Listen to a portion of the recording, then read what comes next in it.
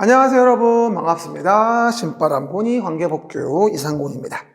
오늘 여러분 우리가요 뭘 볼 거냐면은 4회차 보너스 모의고사죠. 원래 우리가 3회차까지만 있었는데 올해는 보너스 모의고사가 있어가지고 4회차 모의고사에 대한 부분에 대해서 간단하게 해설을 좀 드리려고 이 자리에 섰습니다. 이거는 우리가 마무리 특강할 때처럼 막 이렇게 막 심오하게 그림책을 보고 하는 수업이 아니라 1시간 정도 간단하게 정답인 거와 아닌 거 등등만 간단히 보는 부분이니까 여러분들이 미리미리 문제 풀어 보셔가지고요 확인해 보시고 나서 들으시면 되고, 제가 문제 풀 때마다 그림책이 몇 페이지에 있는지 페이지 불러드릴 거니까 그 부분은 적어 놓으시면 되는 겁니다. 그쵸 여러분? 그리고 오늘 평가사 4회차 모의고사 해설하기 전에 한 가지 여러분에 드릴 말씀이 있는데요. 우리가 지금 종강 2월 말에 하고 나서 3주가량 이제 지금 텀이 있었는데 그동안에 수업한 거 중에서 여러 가지 질문사항들이 많이 들어왔어요. 질문사항 들어온 거 중에서 좀 에러 난 거 한 두세 개가 있어서 그거 추가적 설명 먼저 드린 다음에 먼저 드리고 나서 수정 좀 하고 그리고 돌아오도록 하겠습니다. 일단 첫 번째 내용은 뭐냐면요. 감정평가사 관련 법률이에요. 이 그림책의 77페이지죠. 그렇죠? 그림책의 77페이지인데 요거 제가 설명드릴 때 매번 설명드린 부분이 뭐였냐면요.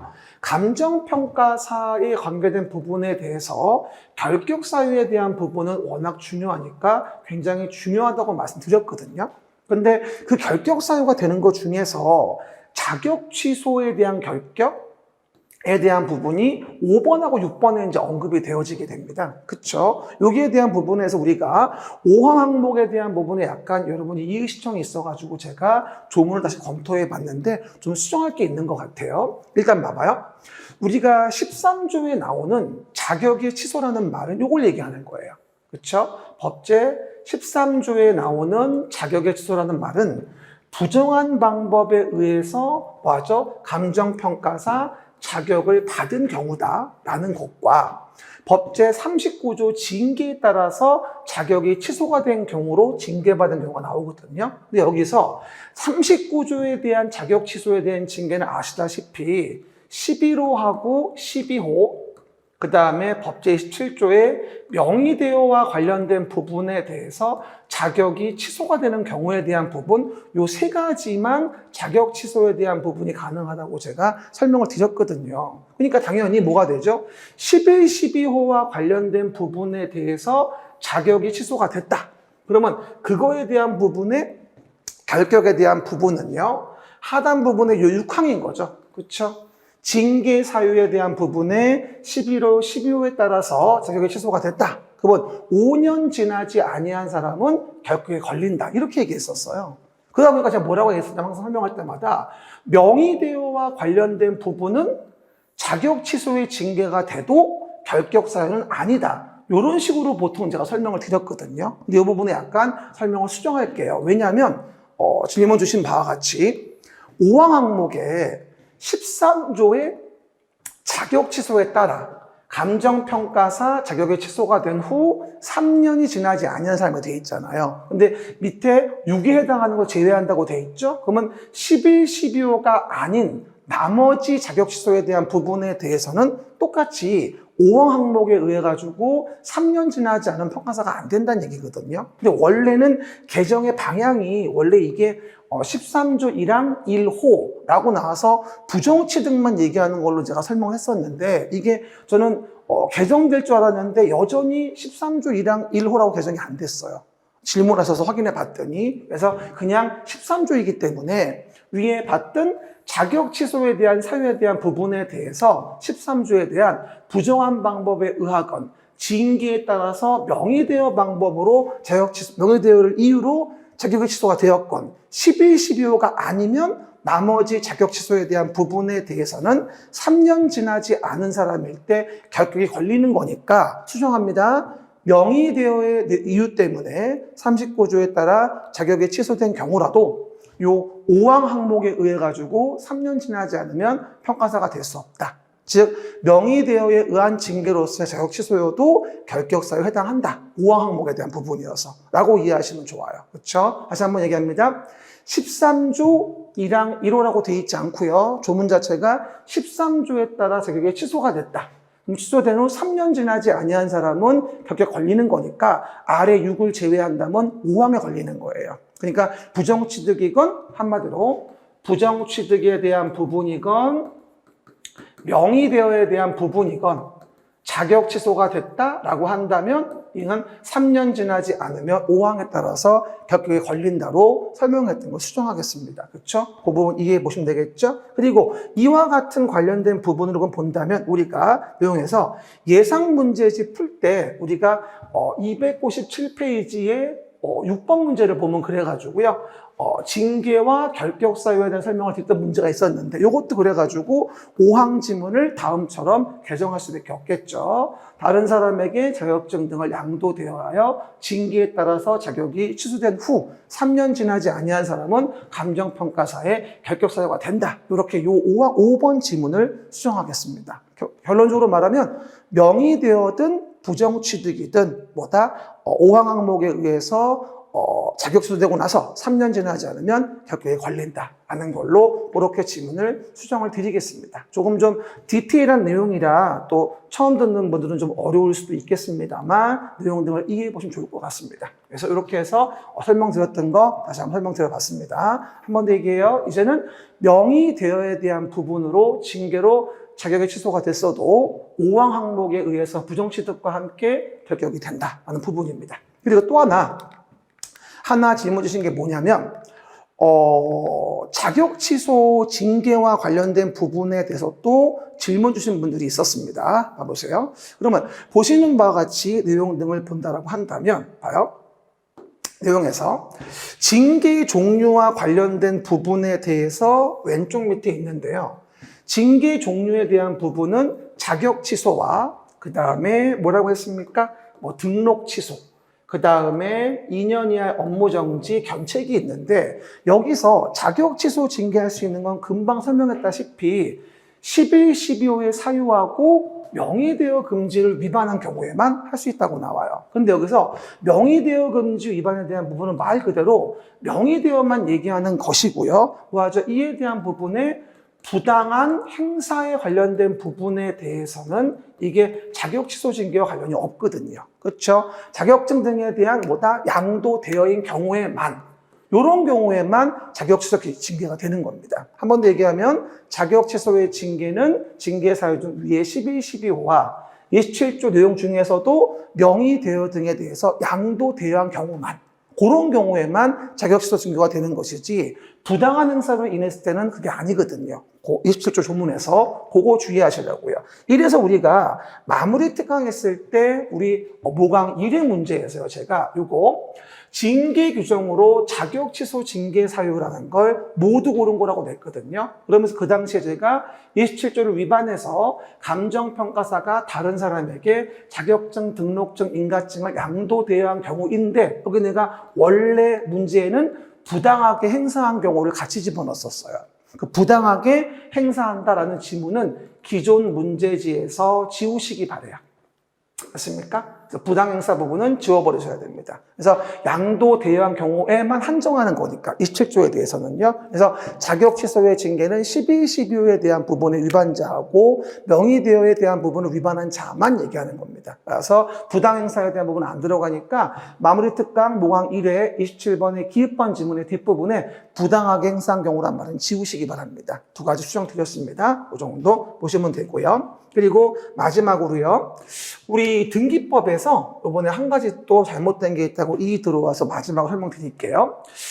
등기법에 보면 우리가요. 등기에 대한 부분에 등기 기록을 어떻게 할 거냐라는 등기 기록사항에 대한 부분이 이제 언급이 되어지거든요. 그러면 등기 기록사항과 관련된 부분에 대한 걸 우리가 정리해 봤을 때 내용 등을 본다 한다면 그러면 등기법에서 또 하나 우리가요, 좀 잘못된 게 있어가지고요, 좀 이해시청에 들어와서 다시 한번 얘기해 볼게요. 우리 그림책에 123페이지를 펴보시면요, 123페이지에서 용의권, 담보권 등기에 대한 부분이 보일 거예요. 그래서 여기서 우리가 볼 때, 승역지 지역권의 등기상에 대한 부분이라고 나오거든요. 그럼 제가 설명할 때, 승역지 지역권의 등기상에서도 권원순 접목은 들어가고 거기에다가 다음 각호를 기록해야 한다고 얘기했잖아요. 근데 이게 한 가지 잘못된 설명이 있는 것 같아서요. 여기 지역권에 대한 승역지 등기와 관련된 부분에 대해서는요, 권리자에 대한 사항을 등기하지 않습니다. 그래서 48조에 나오는 권원순 접목 중에서 권리자는 승역지 등기상에 들어가지 않거든요. 그 이유는 뭐냐면, 여기 봐요. 요역지에 대한 부분의 소유자가 바로 승역지에 대한 권리자가 되기 때문에 지역권 등기를 할 때 승역지 지역권 등기사항에는 권리자가 들어가지 않아요. 그렇죠? 그래서 이제 요역지에 대한 부분의 권리자가 뭐다? 곧 이 승역지 토지에 대한 권리자가 되어지기 때문에 따로 권리자를 승역지 지역권 등기상에 등기하지 않습니다. 그 점 주의하시고 권리자 X하신 다음에 이유는 요역지에 대한 소유자가 바로 승역지 토지에 대한 권리자가 되어지기 때문에 따로 여기는 승역지의 지역권엔 권리자 등기하지 않는다. 이거 삭제하시고 이유는 요역지의 소유자가 권리자가 되기 때문에 따로 권리자는 승역지 지역권 등기하지 않는다. 그거 하나 정도만 수정하겠습니다. 앞에 평가사 결격사유에 대한 부분하고요. 그 다음에 자격취소에 대한 징계에 대한 거 하고요. 지금 뭐가 되죠? 승역지 지역권 등기사항에 권리자 지운다. 이유는 여기 요역지의 소유자가 권리자가 되기 때문에 따로 언급할 필요가 없다는 겁니다. 그렇죠? 이거 지우시고 세 가지 수정 드렸습니다. 그 정도. 그래서 그동안 했던 거, 이해시청 들어온 거 세 가지 수정해서 설명을 드렸습니다. 그렇죠? 그거 이해해 보시고요. 그러면 이제 본론으로 들어가서 오늘 우리가 문제 감정평가사, 사회 모의고사 관련된 부분에 대한 것들 하나하나 정리해 보겠습니다. 그럼 봐봐요. 아까 설명한 바와 같이 오늘은 정규적인 수업하는 게 아니라 간단히 설명드리는 거니까 라인만 잡아 얘기하겠습니다. 1번 문제 봅시다.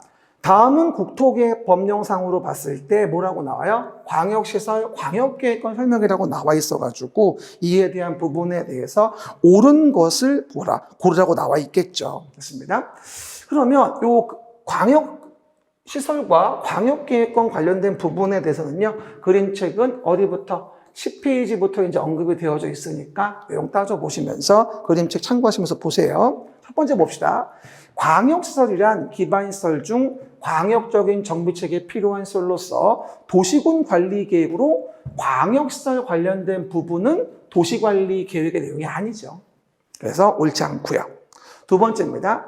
광역시설이라는 것을 체계적으로 정비하기 위하여 인접한 2 이상 관할구역의 전부를 광역계획권으로 지정할 수 있다? 맞죠. 전부일 수도 있고 일부일 수도 있으니까 니은번은 맞다고 볼 수 있습니다. 디귿번.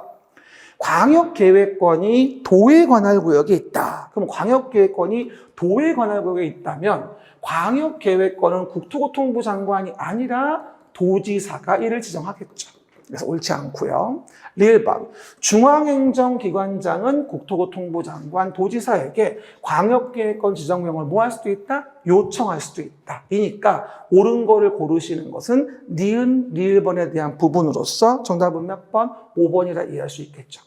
우리가 얼마든지 문제 나올 때요, 광역도시계획하고 광역계획권, 광역시설 이런 것들 나오는데 한 번 더 설명드리지만 광역도시계획 문제가 나올 땐 광역계획권을 정하는 건지 광역도시 계획을 만드는 건지 이거를 좀 구분하셔가지고 내용을 좀 보셔야 됩니다. 그래서 답은 5번이 되어지겠죠. 두 번째 봅시다. 두 번째 문제.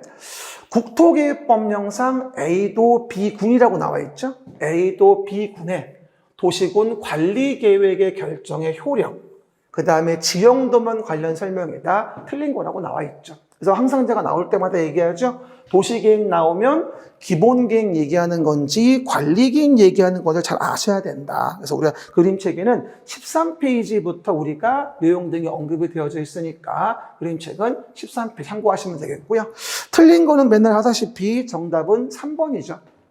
지구단위 계획과 관련된 부분은 지형도면 작성을 해도요. 비군수가 지구단위 계획을 수립했다면 지구단위 계획에 대한 부분은 일부니까 시군이어도 도지사 승인받지 않고 와서 그냥 확인하는 거죠. 그렇죠? 그래서 오해하지 말 거. 비군수는 지구단위 계획 수립에 관한 지형도를 작성했다면 따로 승인받지는 않습니다. 결정권이 없는 시군일 때만 도의 승인을 받는 거니까 비군수는 지구단위 계획 관련된 것이라고 한다면 지형도면은 따로 승인이 필요 없겠죠. 왜? 지구 단위 관련된 거는 직접 결정할 수 있는 거라 지형도면 승인도 필요 없는 겁니다. 그래서 정답은 3번으로 이해해 볼 수 있겠습니다. 그래서 언제든 한번 물어볼 수 있어요. 지형도면 승인은 결정권이 없는 시군만 도의 승인을 받는다. 하지만 지구 단위계 관련이면 비군수도 결정권이 있는 거니까 따로 지형도면 승인은 필요 없다. 그림책에서 13페이지 그리고 12페이지 오른쪽 밑에서도 제가 설명드렸죠. 12페이지 오른쪽 밑에.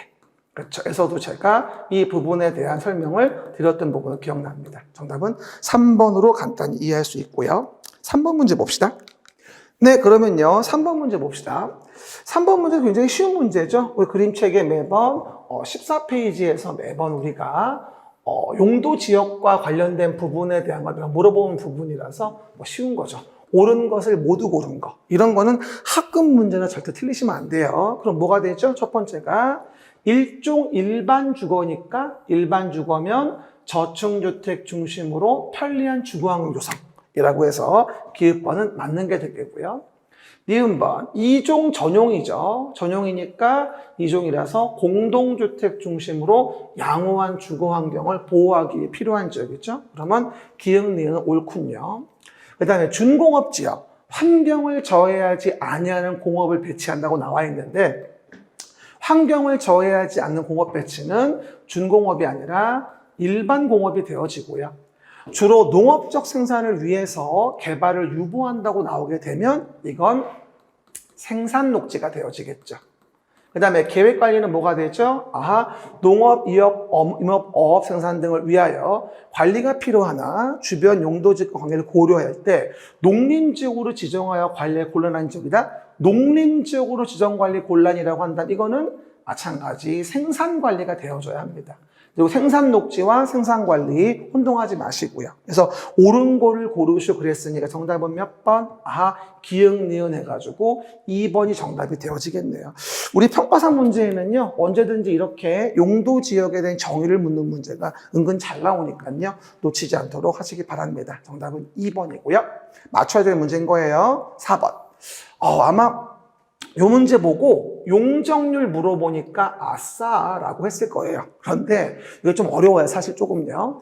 이게 그림책에는 우리가 16페이지에서 제가 언급한 용적률인데 오늘은 일반적인 용적률과 함께 16페이지 오른쪽이 밑에 있는 특례까지 넣은 문제라고 이해하시면 돼요. 그렇죠, 여러분? 특례까지. 그래서 우리가 가장 높은 거라고 나와 있습니다. 그렇죠? 그래서 우리가 보통 수산자원보호구역은 말씀 안 드렸지만 그동안은 그림책의 16페이지 오른쪽 밑에 보면 수산자원보호구역 용적률은 80%까지 가능하다고 돼 있을 거예요.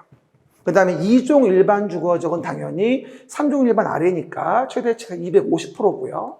그렇죠? 그리고 성장관리 계획을 수립한 계획관리면 125%죠. 그 다음에 도시지역 외의 지역의 농공단지다라고 한다면 150%고요.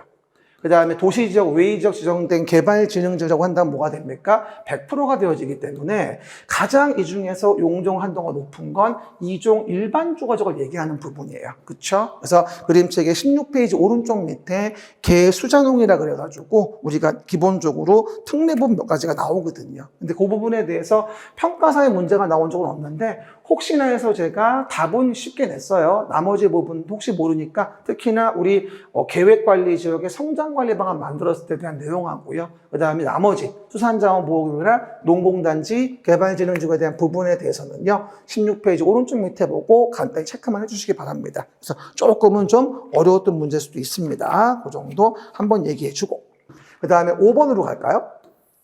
국토의 계획 및 이용 법령상이라고 나와요. 5번 문제. 그렇죠? 자연취락지구라고 나오죠. 자연취락지구 안에서 건축할 수 있는 건축물이 아닌 거라고 나와요. 이것도 제가 매번 설명드리는 걸로 그림책은 17페이지. 그렇죠? 17페이지에 아마 오른쪽 중간 밑에 보면 나와 있을 겁니다. 그럴 때 매번 제가 얘기했죠. 자연취락지구에서는 단독주택 되고 일종근생 되고 그다음에 창고도 되고 방송통신 되는데 음주만은 안 된다고 여러 번 얘기했었죠. 그래서 우리가 음식점 같은 거 휴게근 일반 음식점 이근 단란주점인과 안마실소는 안 됩니다. 그래서 혹시 모르니까 답은 3번이고요. 자연취락 자연취락지구 안에서 뭘 할 수 있냐 없냐 구분해서 음주만은 안 된다. 산속에 가서 술 취한 말 타면 안 되겠죠? 그래서 오해하지 말 것은 휴게 음식점 같은 거 만들어서 환경을 해치기 때문에 그런 거예요. 그래서 우리가 자연취락지구에서는 음주만 허용할 수 없다. 정답은 3번으로 보시면 되고요. 6번 봅시다. 국토계획 법령상 용도지구화라고 나와 있습니다. 용도지구와 그에 대한 세분에 관한 연결이다. 틀린 거라고 나오죠. 마찬가지로 이것도 그림책은 17페이지 언급이 되어지겠죠. 17페이지. 그러면 알고 있는 거, 틀린 거죠. 취약지구는 자연 집단이고요. 방제지구도 시가지방자, 자연방제가 있죠. 제가 매번 강조하는 거, 경관지구는 자연경관, 시가지경관, 수변경관이 아니라 지금은 특화경관으로 바뀌었으니까 이거 네이밍 꼭 좀 기억하시면 되겠고요. 보호지구는 뭐가 될까요? 역사, 문화, 환경, 중요시설물, 생태계. 개발진흥지구, 주거, 산업유통, 관광휴양, 복합, 특정개발진흥지구까지. 우리 시험 우습게 보지 마세요. 용도지구와 세분 관련된 거 은근 잘 나오니까 놓치면 안 되겠죠? 6번 답은 3번이 되어지겠습니다. 7번 봅시다. 평소에 잘 말씀은 안 드렸었는데 제가 그림책에는 20페이지에다가 하나의 대지가 여러 개의 용도지역, 둘 이상의 용도지역 등에 걸치는 대지에 대한 특례 적용 기준인 거죠. 혹시 모르는 한번 내봤어요. 그래서 내가 가로하는 내용들 옳은 거 물어보고 있는데 하나의 대지가 둘 이상의 용도지역 등에 걸쳐 있다. 그러면 각 용도지역 중 걸치는 부분 중 가장 작은 부분의 규모가 얼마? 330제곱미터 이하인 경우에는 건폐 용적률은 뭐하죠? 가중평균한 값. 건폐 용적률은 가중평균한 값을 적용하고 그 밖에 건축 제한 등에 관한 사항은 그 대지 중 가장 넓은 면적, 가장 넓은 면적이 속하는 용도 지역 등의 제한을 받는다. 그림책에서 20페이지 언급해 드린 거라서 정답은 3번 330 가중평균 가장 넓은 면적입니다. 그렇죠? 이 계산 문제가 나올 수도 있긴 하죠. 매번 수업할 때 얘기했다시피. 하지만 이것처럼 그냥 간단하게 빵꾸를 놓으라고 나오면 이것도 생각보다는 쉽지 않을 거예요. 그렇죠? 생각보다는. 그래서 한 번도 모르니까 한번 문제 만들어 봤습니다. 정답은 3번이 되어지겠죠. 그 다음에 8번으로 갈까요? 지구단위 계획구역 및 지구단위 계획. 시작. 지구단위 계획구역 및 지구단위 설명이다 라고 해서 옳은 거라고 나오죠.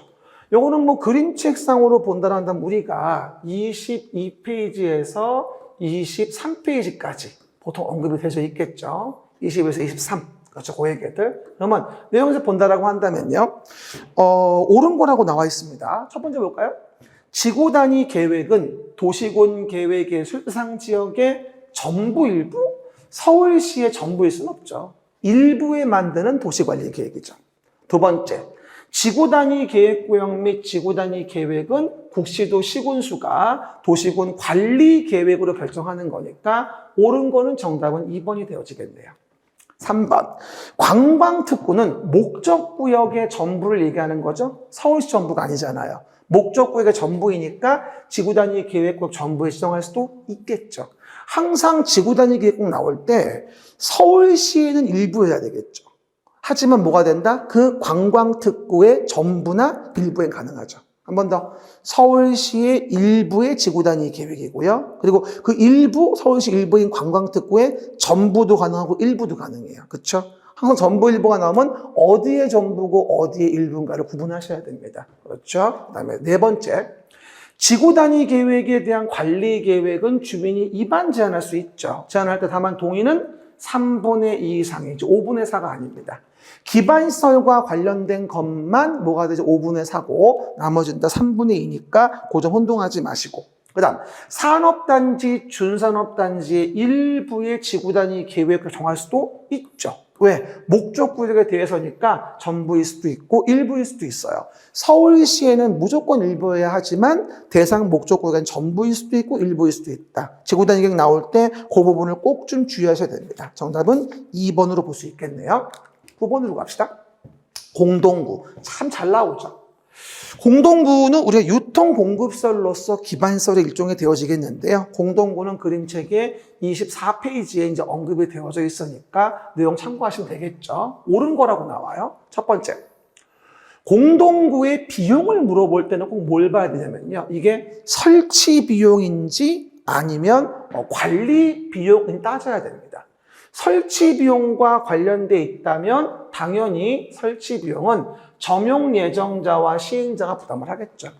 관리 비용은 공동구를 점용하는 자가 함께 부담하는 것이 되겠고요. 그 얘기들. 그리고 공동구 관리자는 유지관리 계획이라는 걸 만들려고 얘기하는데 유지관리 계획을 만드는 거에서는 5년마다 수립 시행이 이루어지는 거지 3년을 얘기하는 게 아니죠.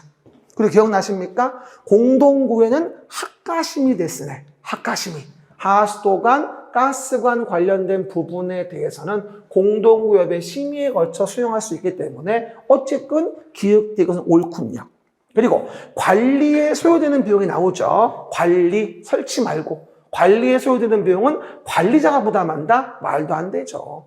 점용하는 자가 뭐가 된다? 함께 부담한다. 됐습니까? 그래서 오해하지 말 건 X. 그러면 공동구 문제에서 옳은 것을 고르는 거니까 기역, 디귿의 몇 번? 4번이 정답이라 볼 수 있겠죠. 그렇죠? 이런 마지막 갈수록에요. 자꾸 기본적인 사항을 까먹어요. 마지막 갈수록에 기본적인 사항을 다시 단도리 쳐야 돼요. 어려운 거 파지 마시고요. 그리고 다음 주에 3월 20일 날 진행하는 필수주문 정리에 대한 부분도 꼭 참여하셔서 전체를 쫙 볼 수 있는 기회를 가지셔야 됩니다. 전체를 한꺼번에 하루 안 보시면은요, 기억이 안 나요. 그렇죠? 그 부분들 확인해 보시고 다음 주에는 필수주문 정리 특강이 있으니까 아침부터 시간 내시면 오프라인 하우패스학원 나오셔서 들으시면 되고 시간이 안 되셔도 동영상 꼭 한번 들으셔야 됩니다. 전체를 쫙 보는 거니까. 그래서 필수 지문을 정확히 보는 게 굉장히 중요하다. 설명을 드리게 되겠죠. 그러면 10번 문제 볼까요? 10번 문제는 도시계획시설 사업을 시행할 때 이 사업에 대한 수용사용과 관련된 부분이에요. 수용사용. 그에 대한 설명으로서 옳은 거라고 언급이 되어 있겠죠. 첫 번째 봅시다.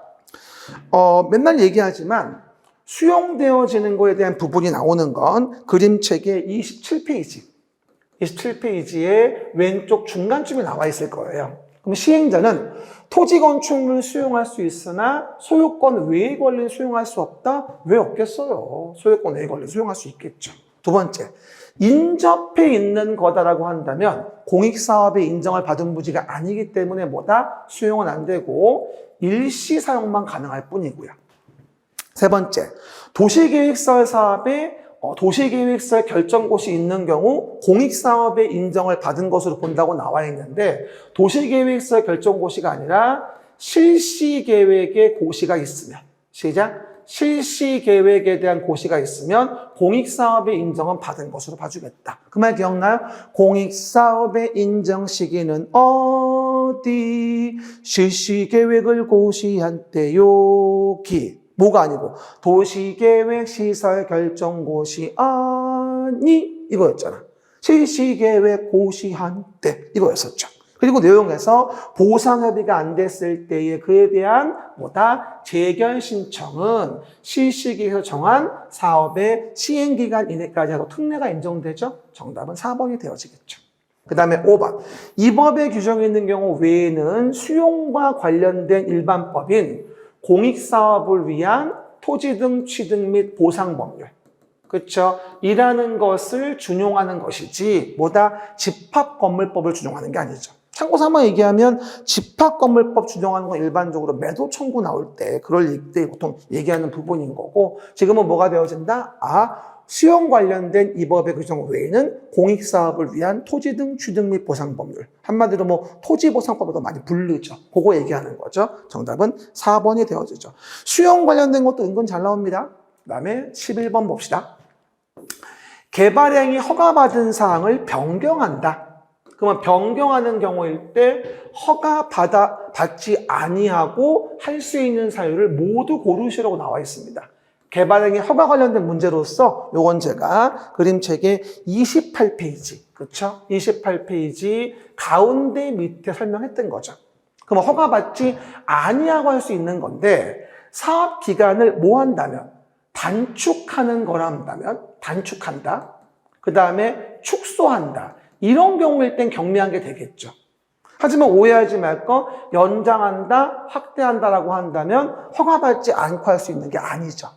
그래서 틀렸고요. 그 다음에 디귿번에 도시군 관리 계획에 대한 부분이 변경돼서 불가피하게 허가받은 걸 변경한다던가 건축법에 따라 허용되는 오차를 반영하기 위한 변경이라고 한다면 경미한 걸로 허가받지 않고 할 수 있는 거죠. 그리고 어디를 가나 단축, 축소가 나오면 경미잖아요. 하지만 어떻게 되죠? 연장, 확대가 되면 경미일 수가 없겠죠. 그건 기본적으로 어디 가나 그런 거니까 확인해주면 되기 때문에 정답은 디귿리을에서 몇 번? 3번이라고 우리가 이해할 수 있겠죠. 그렇죠?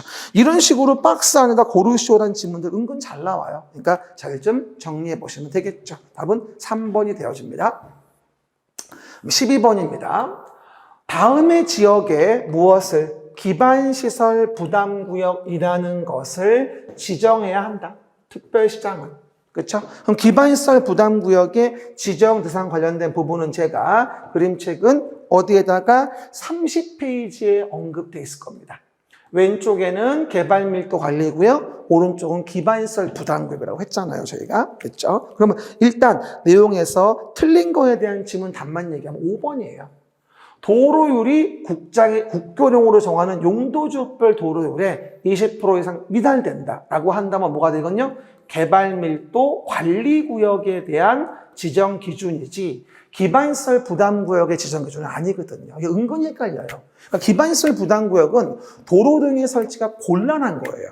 그렇죠. 그래서 용적률을 강화하는 거고 기반시설 부담구역은 개발밀도 관리구역과 겹치지 않게 개발량이 집중되는 곳에 개발이익을 환수하려고 하는 거죠. 그 돈 가지고 기반시설 만들려고 하는 거고요. 그래서 요거 나올 때 또 뭐다? 요거 2번 지문 가지고 오해하시는 분 있을 겁니다. 근데 오해 말 건 개발행위 허가 건수가 20% 이상이 증가한 걸 얘기하는 것이기 때문에 30%라고 한다면 20% 이상 됐잖아요. 그래서 옳은 지문인 거죠.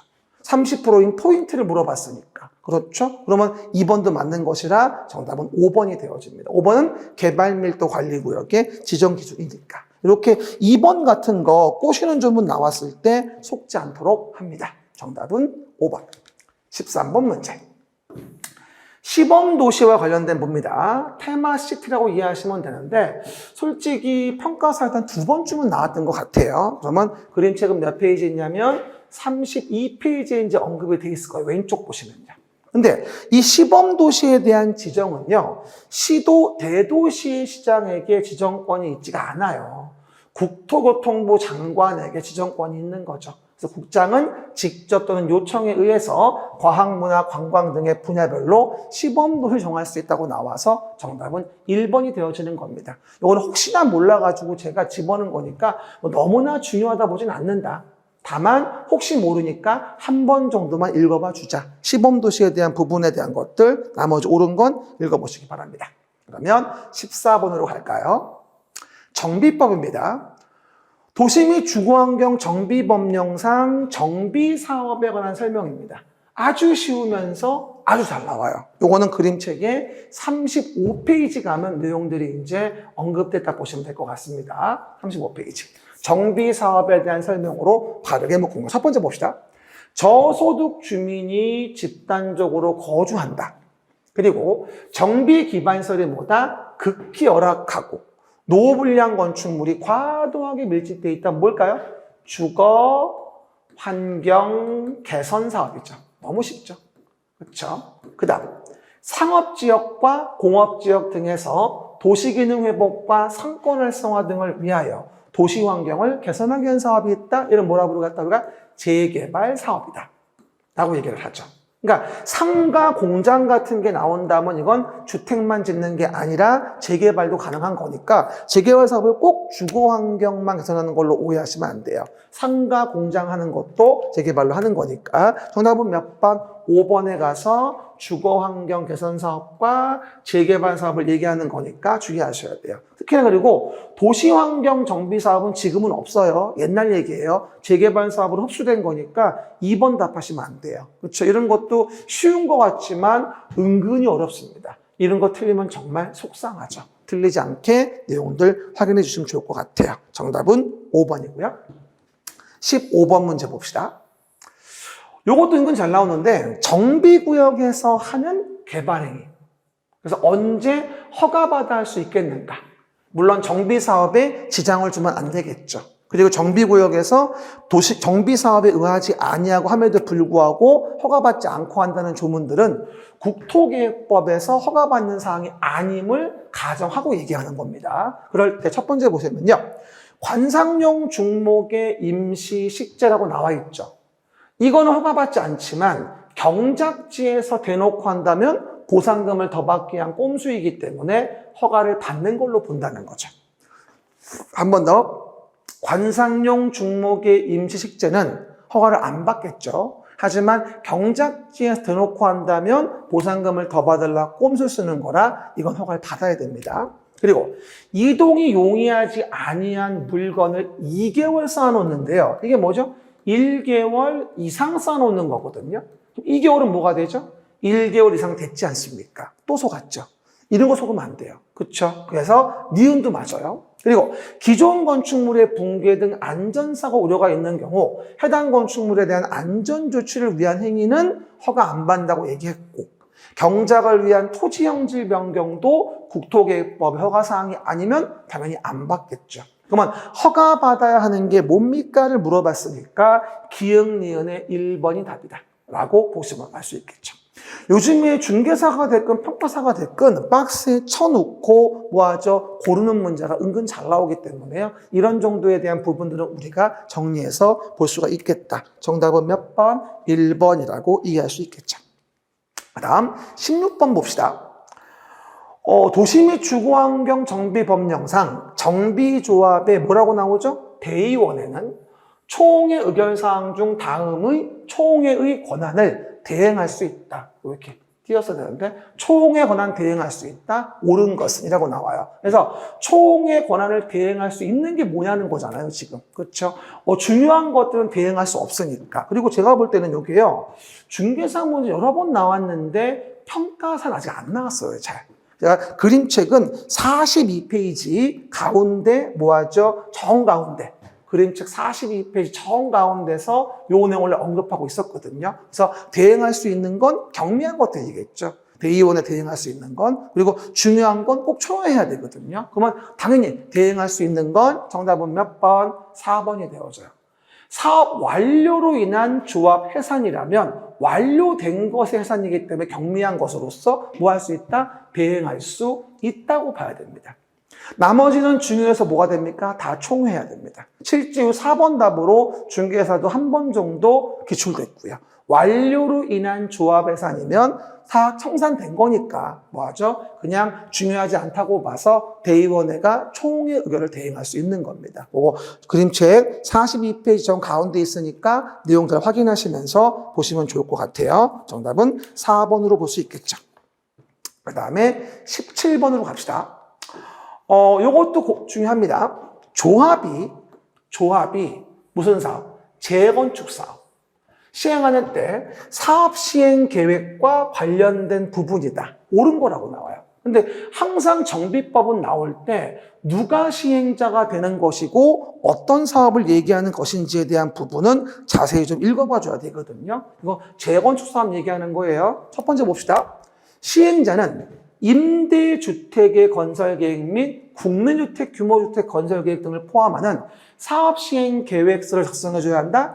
재건축 사업이니까 임대주택 건설계획은 집어넣지 않습니다. 이거 여러 번 얘기했었죠. 그림책은 몇 페이지 있습니까? 그림책은 우리가 43페이지부터 이제 언급이 되어 있죠. 43페이지.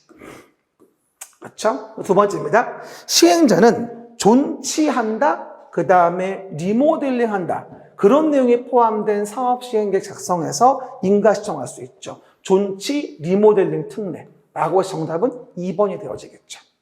3번, 시장군수 등은 지정개발자인 토지 등 소유자가 시행자인 때 정비사업비 20% 범위 안에서 조례가 정한 금을 예치하게 할 수 있다. 맞는데요? 물어보는데 이건 재건축이 아니라 재개발 사업에서 얘기하는 거예요. 재건축이 아니라 재개발 사업에서. 그래서 재건축 사업에 관련된 조문이 잡을 수는 없겠죠. 그 다음에 4번. 시장 군수 등은 특별한 사유가 없으면 사업 시행 계획 제출이 있은 날부터 60일 이내의 인가 여부를 알려주는 거지 30일 내 인가 여부가 아니거든요. 그리고 시행자는 정비구역에서 천재지변 등의 사유가 아닌 경우에도 토지 등을 사용할 수 있다고 나오는데 재건축 사업은 뭐다? 천재지변 등인 경우에 한정하죠. 재건축이면. 천재지변 등에 한정하니까 틀린 거예요. 이 문제는 뭐다? 문제지문에서 재건축 사업을 이라는 말을 읽었냐가 포인트예요. 매번 얘기하죠. 정비법은 재건축 사업을 물어보는 건지 재개발 사업을 물어보는 건지를 보고 문제를 푸는 게 굉장히 중요하다라고 제가 매번 설명을 드립니다. 그래서 한 번 정도는 확인해 보시면 좋을 것 같아요. 그 다음에 18번이죠. 건축법의 용어정인데요. 이 문제 괜찮은 것 같아요. 초고층 건축물과 관련된 부분을 물어보고 있습니다. 초고층 건축물 한 번쯤은 물어볼 수 있는데요. 일단 초고층 건축물은 우리 그림책에는 51페이지, 그 다음에 55페이지 여기에 제가 이제 언급된 내용들 가지고 제가 문제를 만들어 봤는데요. 옳은 거라고 나오죠. 첫 번째 봅니다. 초고층 건축물은 30층 이상이거나 높이가 120m 이상이다. 이러면 안 되죠. 초고층은 뭐가 됩니까? 50층 이상이라거나 200m 이상인 걸 얘기하는 거죠. 50층 이상이라거나 200m. 그래서 옳지 않고. 두 번째, 초고층 건축물은 국장에게 사전 결정을 신청해야 하며 사전 결정 의무는 없습니다. 그리고 국토교통부 장관이 허가하는 것도 아닙니다. 초고층 건축물에 대해서 사전 결정 의무를 부과하는 게 아니에요. 그리고 국장은 허가권자가 아니고요. 오해하지 말고. 굳이 말하면 초고층이면 21층 이상이니까 특광의 허가상에 되어지겠죠. 그래서 우리가 그림책에 51페이지하고 55페이지 확인해 보시면 되고요. 세 번째, 초고층 건축물에 대한 부분의 피난 안전구역의 면적, 이것도 제가 51페이지 오른쪽에 위에 넣었는데 30개 층마다 1개소 이상의 피난 안전구역 설치해 주게 됩니다. 그렇죠? 초고층 건축물의 피난 안전구역 면적은 10개 층마다 1개소 이상 설치해 줘야 한다. 알겠습니까? 왜? 그리고 그러면 용적률 산정 시 연면적이 안 들어간다. 이렇게 얘기했었죠. 그 다음 허가권자는 초고층 건축물의 건축 허가를 하기 전에 안전영향평가를 안전영향평가기관에 의뢰해야 한다. 이게 답이죠. 이게 평가사에도 벌써 연속 3번인가 나왔었어요. 초고층 건축물이라거나 10만 이상으로서 16층 이상이라고 한다면 우리가 안전 영향평가하게 돼 있죠. 초고층이면 당연히 해야 되는 것이고요. 그리고 오해 말게 16층 이상이거나 바닥 면적 합계가 5,000제곱미터 이상인 판매설은 뭐다? 초고층이다? 이게 아니라 다중이용 건축물이죠. 다중이용 건축물에 대한 부분의 정의라고 봐야 되겠죠. 맞습니까? 정답은 4번. 제가 초고층 관련된 것만 전체 조문에 다 골라봤어요. 내용 자체가. 문제가 아주 좋아요. 내가 만들었지만 참 좋은 것 같아요. 그렇죠? 확인해서 보시면 되고요. 그 다음에 19번 문제 봅시다. 용도 변경도 매번 얘기하듯이 나와줘야 됩니다. 건축법령상 다음에 사용 승인받은 건축물에 용도를 변경한다면 특시 특도 시군구장에게 건축물 대장의 기재사항의 변경이라는 게 나오죠. 신청하여야 한다. 옳은 거라고 나오죠. 제가 용도 변경 나올 때마다 여러분에게 얘기를 하죠. 얼마든지 출제될 확률이 있는 부분이라고. 그럼 일단 그림책은 53페이지부터 이제 언급이 되어집니다. 그러면서 뭐라 했습니까? 자산 전문 영교 근주그 시작. 자산 전문 영교 근주그 하고 있는 거예요. 자산 전문 영교 근주그라고 합니다. 그럼 보시는 바와 같이 위에 있는 것은 위험한 것, 아래에 있는 것은 뭐하죠? 덜 위험한 것. 내려오면 기억나요? 신고하고요. 올라가면 허가받고요. 그리고 옆으로 간다면 대장 기재에 대한 변경만 하면 됩니다. 지금 문제는 뭘 물어본 거예요? 대장 변경의 사유를 물어본 겁니다, 지금. 그렇죠? 그럼 내용에서 봐요. 공장을 창고시설로 간답니다. 그럼 다 어디 있죠? 다 산업등시설군 안에 있는 겁니다. 그럼 옆으로 가니까 대장 기재 변경해야죠. 니은번. 종교시설을 위락설로 어디 들어가죠? 요거는 문화집회소유권 들어가죠. 요건 여기, 요건 여기. 그렇죠? 그럼 뭐가 된다? 문화집회소유권 안에 있는 거니까 이것도 대장기재 변경합니다. 하지만 다가구 주택을 뭐다? 단독주택으로 변경한다? 그럼 뭐야? 다가구를 단독으로 변경한다면 그림책의 53의 왼쪽 밑에 있듯이 별표 1 각호 안에서의 변경이거든요. 그러니까 한마디로 봐봐요. 주거 업무와 관련된 부분에 대해서 단독주택이 있고 공동주택 등등이 있잖아요. 근데 그 단독주택 안에서 단다가구, 단독을 다가구로, 다가구를 단독으로 이렇게 바꾸는 거는 그 30가지 중 하나, 단독 안에서 움직이는 거기 때문에 이거 자체는 뭐다? 대장기재 변경의 필요가 없습니다. 옛날에 중개상 문제였어요. 그러니까 동일한 썰군 안에서 이렇게 바꾸는 거면 대장기재 변경이죠. 하지만 그 안에서 요 단독인데 단독 안에서 바꿔요. 단다가공을. 그럼 이거는 대장기재 변경도 필요 없습니다. 그렇죠? 그거 53페이지 뭐다? 왼쪽 밑에 있으니까 참고해 보시고요. 그 다음 또 하나. 교육연구시설을 운동시설로 간대요. 그럼 교육용은 어디다? 그렇습니까? 교육복지에 있죠. 운동으로 가면 영업하면 판동수기죠? 올라가죠. 운동은 영업소유군이니까 리을번은 뭐다? 허가사항이네요. 그러면 대장기재 변경하는 건 기역, 니은의 몇 번? 1번이 되어져요. 어때요? 안 쉽죠? 그래서 53페이지 왼쪽 밑에 있는 그 정도 내용만이라도 완벽하게 내용을 봐주셔야 됩니다. 깊은 거 아는 것보다 쉬운 거 제대로 이해하는 게 관건입니다. 이 정도는 좀 어려운 것 같지만 항상 물어보는 유형이니까 용도 변경 관련된 거는 잘 좀 정리해서 뭘 물어보는지. 올라갑니다. 허가 받고요. 내려옵니다. 신고하고요. 옆으로 갑니다. 대장기재 변경합니다. 그렇게 내용 등을 정리해 주시면 정답은 1번이 되어지겠죠. 그 다음에 20번 봅시다. 조경에 대한 문제죠. 조경 기준을 물어본 건데 이것도 참 잘 나오죠. 그림책은 56페이지부터 57페이지. 56페이지부터 57페이지입니다. 그러면 조경 조치는 해야 한다. 다음은 조경을 하지 않을 수 있는 경우이다. 그렇죠? 적용하지 않을 수 있는 경우이다. 그럴 때 빵꾸 내용으로 옳은 걸 고르시오. 그러면 공장은 또 봐주니까 그냥 대지 면적이면 5,000 미만을 얘기하는 거고, 연면적 학교는 뭐가 됩니까? 1,500 미만이 되어지겠고, 그 다음에 산업단지 안의 공장은 면적이 얼마가 되건 적용 안 하겠죠. 그리고 연면적 학교 뭐가 됩니까? 1,500 미만이라는 것의 물류시설. 하지만 주거와 상업지역은 해야 되니까 제외되겠죠. 뭐가 된다? 고액계들. 그러면 요 문제 20번 답은 5,000, 1,500, 공장 1,500이니까 정답은 요거죠. 5번이 되어지겠죠. 그렇죠? 이런 문제 나오면 또 빵꾸를 메꾸다가 또 까먹어요. 뭐가 나오는지를. 그렇죠? 까먹지 마시고요. 제가 2월 달 말에 이제 관계법과 종강을 하고 한 2, 3주를 쉬었더니 또 보나마나 공부 안 해가지고 머리가 하얘졌을 거예요. 그러니까 요 다시 모의고사 4회치를 또 기준 삼아가지고 한 번 더 전체를 훑어보시고요. 다시 한번 얘기합니다만 다음 주 20일 날은 우리 필수지문 정리한 거 다시 또 쫙 볼 거니까 하루에 전체를 확인해 보시고 그리고 몇 번 반복해 본 다음에 시험 보러 가시면 문제 없겠죠? 관계복귀에서 80은 나와야죠.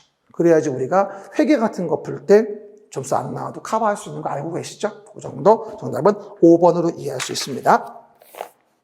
21번입니다. 요것도 저는 한 번쯤은 나올 것으로 많이 기대하고 있어요. 일단은 건축 협정구역에서 통합 적용할 수 있는 내용이 아닌 걸 물어보고 있거든요. 근데 이게 특별 건축구역의 내용과 건축 협정구역에 대한 부분을 혼동하시면 안 돼요. 우리가 그림책은 60페이지에서 제가 설명을 좌우에 드렸는데요. 이거 나올 때 주의할 거, 특별 건축구역에서의 뭐가 된다? 통합 적용은 왼쪽에 문주도가 되어지죠. 근데 오른쪽에 뭐다? 오른쪽 건축협정구역은 건조화가 되어지거든요. 그렇죠? 그러다 보니까 문화예술진흥법의 미술작품의 설치를 통합 적용하는 건 뭐다? 이거는 특별 건축구역을 얘기하는 것이지 건축협정구역을 얘기하는 것이 아니기 때문에 그 점 주의하셔야 됩니다. 알겠습니까? 그 내용들. 뭐가 되죠? 정답은 5번입니다. 한 번 더 얘기해요. 그림책 60페이지 왼쪽에 있는 특별건축구역이냐 아니면 오른쪽에 있는 건축협정구역이냐. 하단에 보시면 통합 적용 내용이 다르죠. 비교해 보시면서 확인해 보세요. 혹시 모르니까 정답은 5번이라고 이해할 수 있겠죠. 그럼 22번으로 갑시다. 표준지의 적정 가격 조사 평가에 대한 부분이죠. 부동산 가격 공시법이죠. 틀린 겁니다. 이 문제에 대한 부분은요, 그림책의 64페이지부터 이제 언급이 되어지겠죠. 표준지 관련된 것. 그러면 정답만 얘기해 주면요, 봐요. 일단 답은 2번이에요. 봐요. 뭐 좀 물어보죠. 표준지는 둘 이상 법인 등에게 의뢰하죠. 그리고 표준주택은 부동산원에 의뢰하는 것이고요. 그렇죠. 등등. 주택은. 비주거용은 부동산원이나 법인 등에 의뢰하는 거죠. 그렇죠. 이거는 토지에 대한 부분이 이게 표준지이기 때문에 당연히 둘 이상 법인 등에 뭐가 된다? 의뢰해 보면 되겠죠. 그러면 내용에서 보시는 바와 같이 2번 좀 봐봐요. 다만 그 둘 이상 법인 등에 의뢰하지만 뭐하죠? 지가 변동이 작은 경우 등에 해당한다. 라고 한다면 뭐하죠? 표준지에 대해서는 국세청장에게 의뢰하는 것이 아니고 누구에게? 하나의 법인 등에 의뢰할 수 있는 거죠. 그렇죠? 의뢰할 수 있는 거죠. 그래서 뭐하죠? 지가 변동이 작은 경우라고 한다면 둘 이상 법인 등에게 의뢰하는 게 아니라 하나의 법인 등에게만 뭐하죠? 의뢰할 수 있다라는 부분인 거죠. 정답은 2번이죠. 한마디로 남의 다리 긁는 지문이다라고 내용 등을 이해하시면 되겠죠. 정답은 몇 번? 2번이 되어주고요. 나머지 뭐 같은 내용들입니다. 읽어보시고 23번. 표준지 공시지가의 적용 목적에 대한 부분이 나와요. 뭐라고요? 표준지 공시지가의 적용 목적과 관련된 부분이다 합니다. 요거는 그림책의 65페이지에 보시면 이제 오른쪽에 나와 있어요. 요거는 과거에도 상당히 잘 나오던 문제에 대한 유형이 되어지거든요. 요게. 근데 어쨌건 표준지 공시지가의 작년도에 적용 주체가 문제가 나왔단 말이죠. 그럼 이제는 적용 목적을 다시 한번 물어볼 때가 됐는데 적용 목적에서 우리가 뭐 세금을 부과한다거나 무슨 뭐 행정자산에 대한 사용료에 대한 부분을 부과하기 위한 기준을 정한다거나 그런 건 개별 공시지가의 활용이지 절대 표준지 공시지가 활용이 아니거든요. 그러다 보니 오해하지 말고 이거죠. 뭐라고요? 행정재산의 사용료, 재산가액 산정 기준은 뭐다? 개별 공시지가의 목적이지 표준지 공시지가에 대한 적용 목적이 아니거든요. 그렇죠? 작년도는 적용 주체가 나왔으니까 다시 한번 문제가 나온다면 제가 봤을 때 적용 목적을 묻는 문제도 나올 수 있다고 보여집니다. 그림체 이 65페이지 오른쪽 위에 있으니까 참고 좀 해보시고 나머지는 다 뭐가 됩니까? 표준지 공시지가의 적용 목적이 되어지겠죠. 네, 그러면요 24번 봐볼까요? 부동산 가격공시법의 내용이에요. 그래가지고 우리 그림책으로 본다면 분할합병 등의 사유에 대한 부분에 대해서 우리가 기본적으로 71페이지부터 이제 언급이 되어지겠죠. 71페이지 내용에서. 그래서 부동산 가격공시 법령상이라고 나와요. 갑의 토지를 23년 6월 20일자로 공간정보 구축 및 관리에 관한 법률에 따라 대지가 합병된 단독주택이라고 되어 있습니다. 이럴 때 갑의 위 단독주택에 대한 개별 주택에 대한 가격의 공시 기준일과 공시 시한을 바르게 나열한 걸 물어보고 있습니다. 그래서 이 문제가 나올 때는요, 분할합병 등의 사유를 물어보는 거라 토지에 대한 부분인지 주택에 대한 부분 구분하셔야 됩니다. 그리고 주택에 대한 부분이면 6월 1일부터 12월 31일까지 변화가 생겼을 때 다음 연도 1월 1일 기준으로 4월 30일 날 공시하는 것이기 때문에 그래서 오해하지 말 건 23년도라고 했으니까요. 그러면 6월 달부터 12월 말까지 변동이니까 다음 연도 1월 1일 기준이에요. 그러면서 다음 연도 4월 30일 공시하는 것이기 때문에 바르게 나열한 건 뭐가 되죠? 정답은 5번이 되어집니다. 생각보다 이 문제가 쉬운 것 같으면서 헷갈려요. 그래서 혼동하지 않도록 해서 틀리지 않도록 내용 등을 정리해 보셔야 되겠죠. 정답은 몇 번? 내용이 5번이 되어진다 이해할 수 있겠습니다. 그럼 다음 문제로서 감정평가법으로 가볼까요? 감정평가법이 나옵니다. 25번 문제에 대한 부분은요, 그림책은 79페이지부터 이제 언급이 되어집니다. 그림책은 79페이지부터 언급되어지겠죠. 일단, 감정평가사 관한 법률로서 감정평가 법인은 다음 각호의 어느 하나 해당하는 경우에는 해산한다고 나와 있을 거예요. 그래서 해산 사유를 사유로서 옳은 거를 모두 고르라고 나와 있습니다. 그러면 정관으로 인한 뭐가 되어지죠? 해산의 자유의 발생, 사원총회, 주주총회의 결의에 의한 거, 합병됐다라고 한다면 합병되어진 건 해산되겠죠. 되어진 건 설립인가의 취소 파산, 그 다음에 법원의 명령 판결 등에 대한 해산 사유가 되어지는 거고요. 자본금 미달에 대한 부분과 해산 사유는 관련이 없습니다. 그래서 내용 지문을 본다면 기역, 니은, 디귿, 리을, 비읍이 되어지기 때문에 정답은 4번 정답이 되어지겠다. 설명을 드리게 되겠죠. 그래서 감정평가 법인의 해산 관련된 부분도요, 가끔 물어보는 질문이니까 한 번 정도만 다시 챙겨보는 걸로 보시면 되겠네요. 정답은 4번입니다. 26번 봅시다. 26번. 사무직원 등에 대한 설명이라고 나옵니다. 사무직원 등 틀린 거라고 나오죠. 그림책으로 본다면 우리가 81페이지부터 이제 언급이 되어져요. 81페이지. 그렇죠? 그러면, 틀린 거에 대한 부분인데요. 일단 정답은 4번으로 볼 수 있습니다. 법제 39조 징계에 따라 감정평가사, 직무와 관련해서 금고 이상형을 선고받았다. 직금선이죠. 그리고 형이 확정됐다. 39조 징계에 대한 11호에 대한 부분이거든요. 그러면 자격이 취소가 된 후 3년이 경과된 사람은 사무직원 될 수 있다고 나오는데 개정돼가지고 이게요.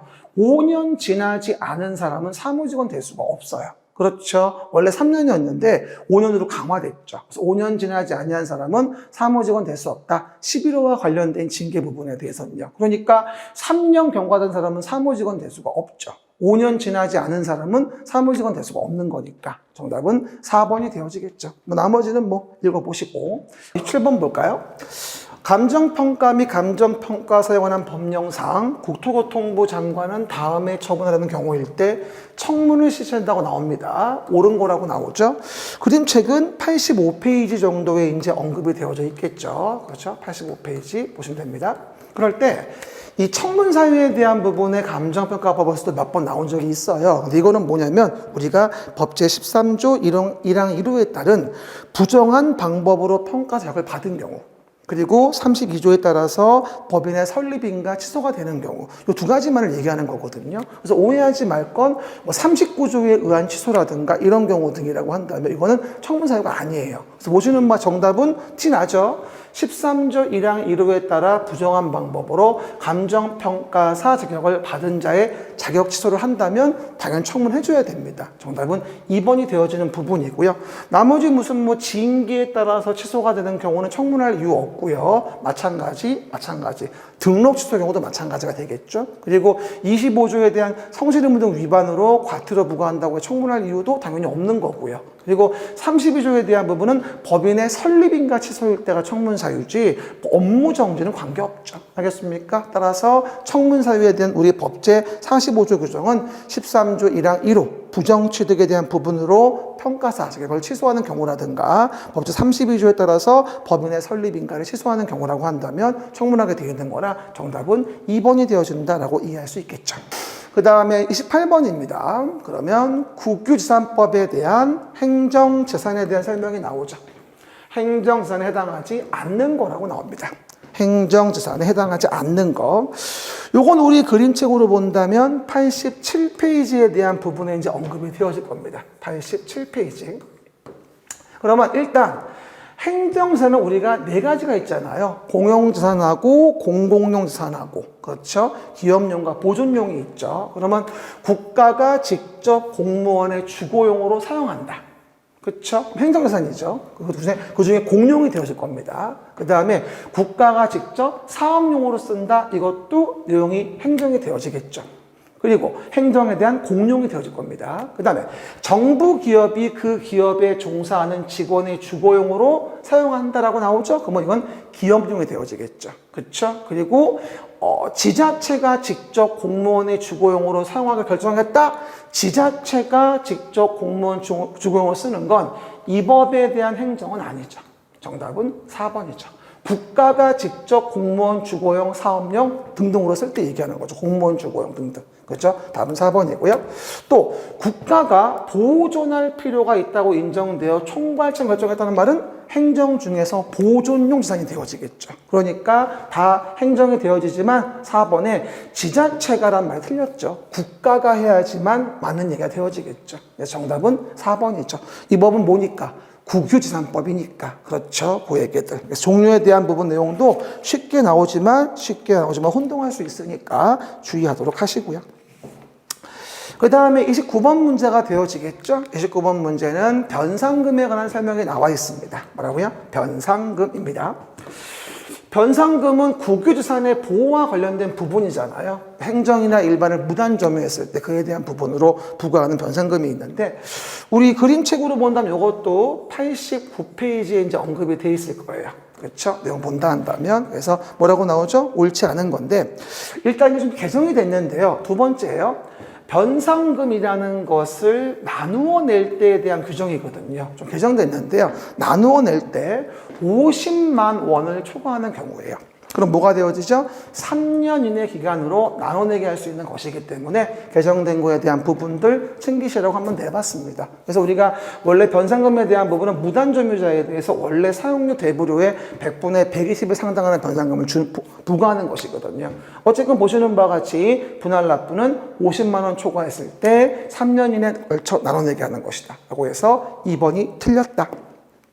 그 다음에 30번 봅시다.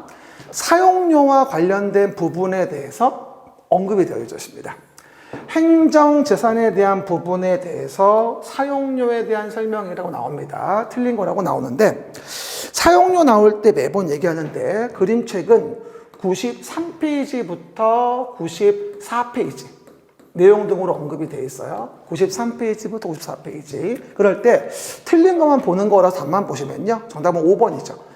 사용료를 면제할 때 사용료 총액이 기부받은 재산의 가액이 될 때까지 면제할 수 있는 게 원칙이죠.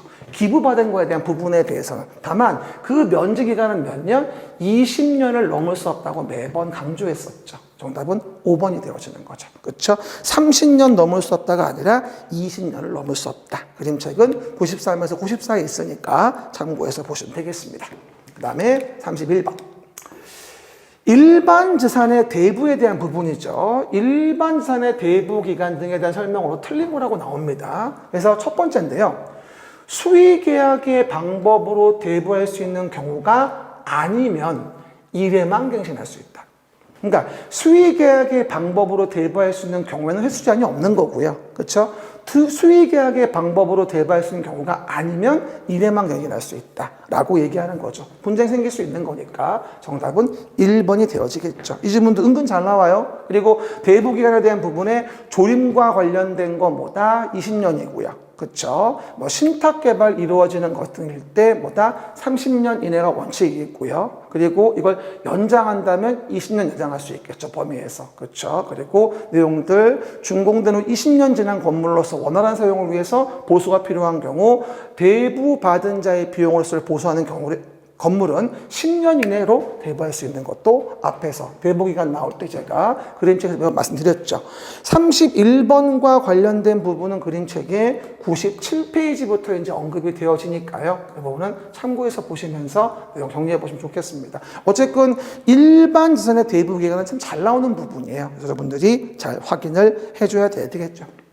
32번입니다. 이제 공간정보 구축 및 관리에 관한 법률로 갑니다. 양입지 관련된 규정입니다. 그렇죠? 주된 지목의 토지에 편입되어서 일필지로 획정되는 종된 토지를 뭐라 한다고 우리가 양입지라고 하죠. 그러면 이건 뭐다? 그림책은 101페이지부터 이제 언급이 되어져 있죠. 일단 종된 토지는 대지면 안 되죠. 그리고 330을 넘어도 안 되고 10%를 넘어도 안 됩니다. 그렇죠? 그러니까 뭐가 됩니까? 대이면 양입할 수 없는 거고요. 그리고 330을 초과했죠.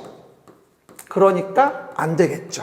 하지만 1800의 목장용지 안에 150의 유지면 대지도 아니고 330을 넘지도 않았고 10%를 초과하지도 않았으니까 정답은 몇 번? 3번이 가능하겠고요. 그리고 200제곱미터의 양어장 지속되어 있는 편의를 위한 300의 고거라고 한다면 이건 뭐예요? 10%를 초과했으니까 안 된다는 얘기고요. 그렇죠? 이것도 330을 초과했다니까 안 된다는 얘기입니다. 그래서 우리가 양입될 수 있는 건 종된 토지가 대지도 아니어야 하고 330을 넘어서도 안 되고 10%를 초과해도 안 되는 거니까 정답은 3번인가 보다라고 이해할 수 있겠죠. 과거에 한 번인가 나왔던 것 같아요. 그렇죠? 그 정도 보시면 되겠고요. 그 다음에 33번 문제에 대한 부분이 되어지겠죠. 지목 문제인데요. 공간정보 구축 및 관리에 관한 문제에서 지목에 대한 건 영원히 기출될 부분이죠. 항상 잘 나오는 부분이다 보시면 되겠습니다. 이건 뭐가 되냐면요. 그림책은 103페이지부터 104페이지까지 이제 언급이 되어져요. 103부터 104입니다. 그럼 내용에서 틀린 거라고 나오죠. 요번에 제가 봤을 땐 잡종지와 관련된 부분에 대한 게 104페이지에 있는데 한번 물어볼 수 있을 것 같아요. 잡종지는 얘기하죠. 원상회복을 조건으로 돌을 캐는 곳, 흙을 파내는 곳으로 허가된 토지는 잡종지에서 제외하는 사항이에요. 원상회복 조건이니까 원래 지목으로 봐야죠. 잡종지가 아니죠. 그래서 정답은 1번이 되어지겠죠. 그리고 나머지 내용에서 지목 관련된 부분에 대한 것도 한 번씩은 여러분 좀 읽어보셔야 됩니다. 그렇죠? 간단하게 설명드리게 되겠죠. 한 번 더 원상회복 조건으로 허가된 토지는 잡종지 제외되는 상황입니다. 정답은 1번. 34번입니다. 그러면 공간정보 구축 및 관리에 관한 법령상 지적 공부의 등록사항이다. 틀린 것을 모두 고른 거. 그래서 지적 공부의 등록사항에 대한 부분에 대해서는요. 그림책의 107페이지부터 이제 언급이 되어지겠죠. 이게 은근히 잘 나와 생각보다요. 그렇죠? 구분해 보시면 되고요. 그러면 토지대장, 임야대장에는 개별 공시지가 들어가죠.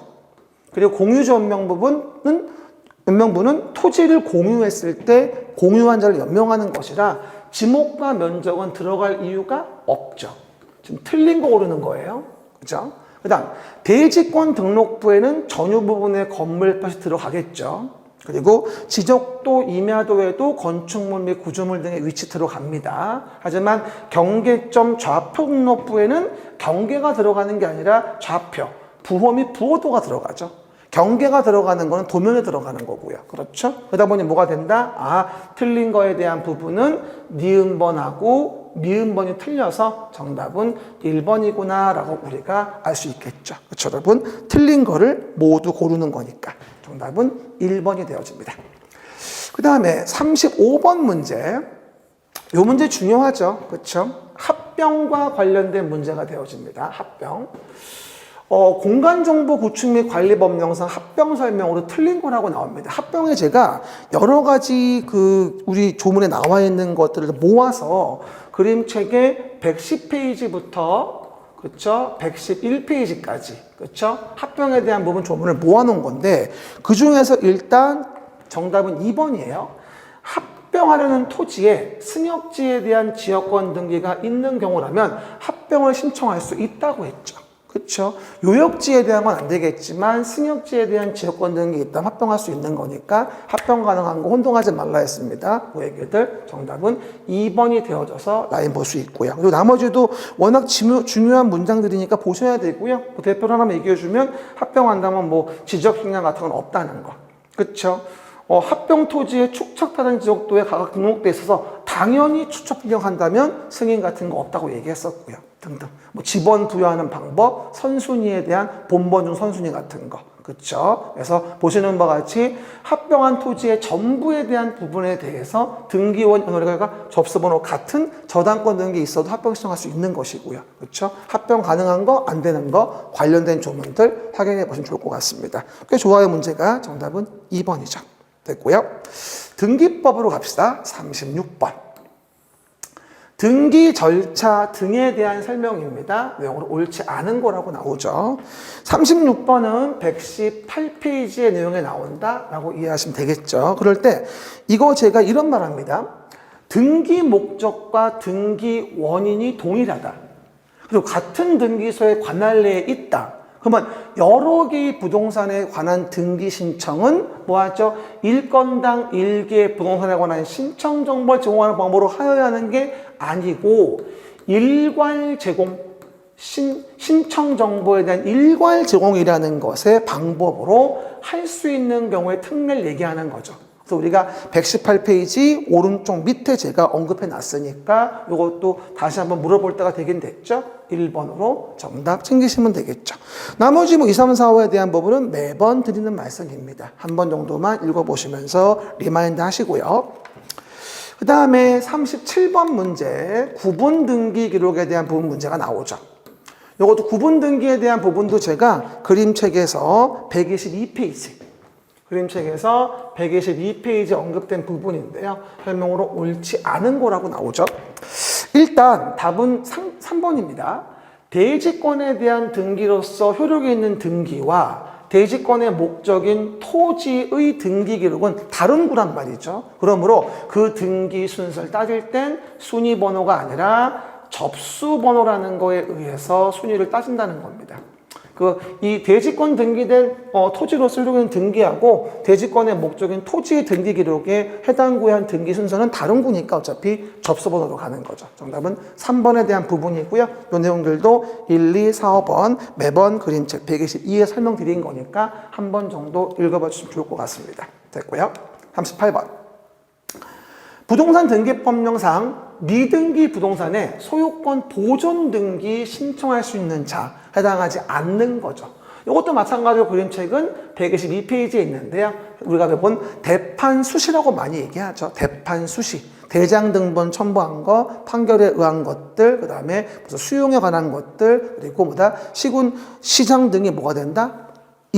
확인한 경우 등이죠. 근데 시장 등이 확인한 경우에 대한 소유권을 증명했다라고 한다면 이거는 건물 얘기하는 거예요. 대판 수시 중에서 시장 등이 확인에 의해 가지고 자기의 소유권 증명했을 때 보존 등이 가능한 건 건물에 대한 걸 얘기하는 거지 토지에 대한 걸 얘기하는 게 아니라는 거죠. 정답은 5번이 되어지고 실제 우리 시험에서 한 번 나왔던 문제이기도 합니다. 그래서 우리가 그동안 봤던 것 중에서 잠깐 놔준 부분, 들말한 부분들을 사회 모고에 좀 모아봤으니까 그좀 여러분 혼동하지 마시고 소유권 보존 등기도 대판 수시 외우면서 시장 등의 확인에 의한 거여서 자기의 소유권 증명에 보존 등기한다면 건물만 얘기하는 거다. 나머지는 토지 건물 다 얘기 가능하겠지만 그렇죠? 그 얘기들 38번에 5번 이해하시면 좋을 것 같고요.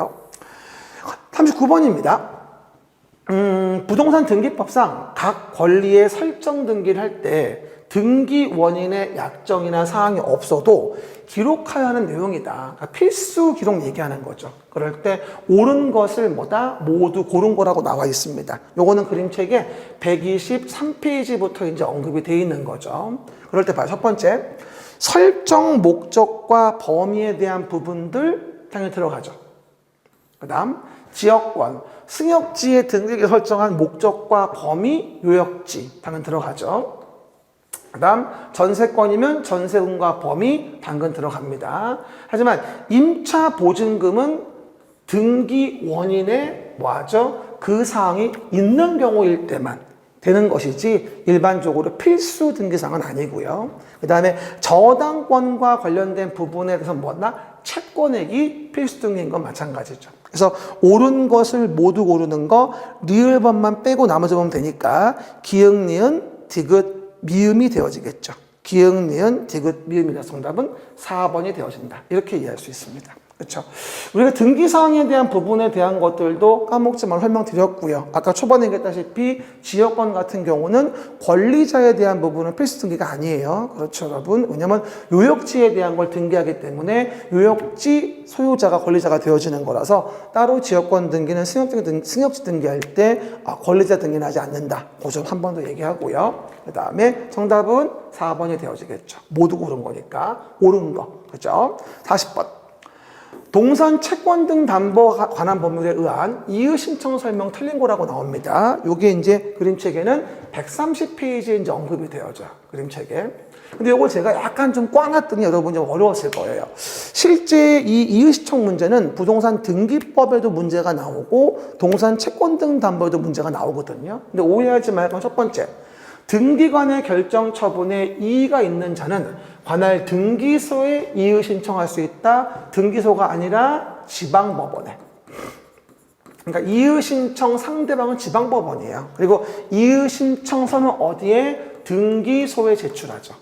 왜? 등기관에게 시정기를 주기 위해서. 앞들 제가 바꿔놨어요, 조문을요. 그래서 혼동하지 말고 내용들 이해하시면 정답은 1번이구나라고 봅니다. 이렇게 허를 찌르는 질문들이 나오면 손도 못 대고 틀려버리는 거죠. 그러면 안 되니까 조심하셔야 되겠죠. 한 번 더. 등기관의 결정 처분에 이의가 있는 자는 지방법원에 의시청하는 거고요. 신청서는 등기소에 제출하는 겁니다. 나머지는 맞는 지문들이니까 내용들 이해해 보시면 되겠죠.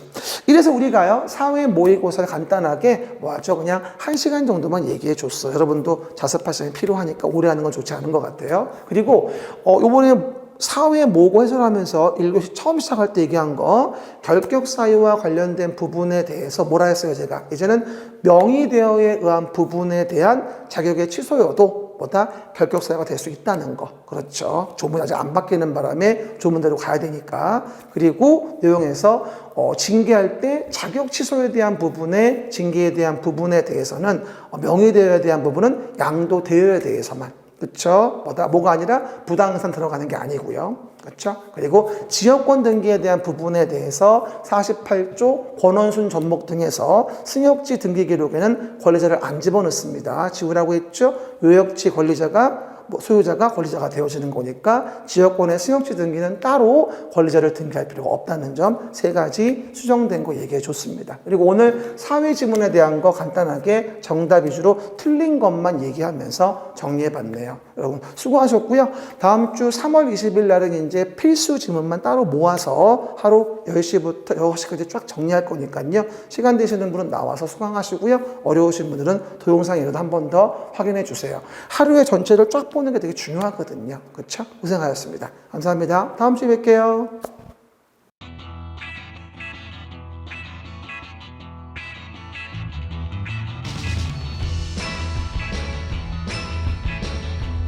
어떻게?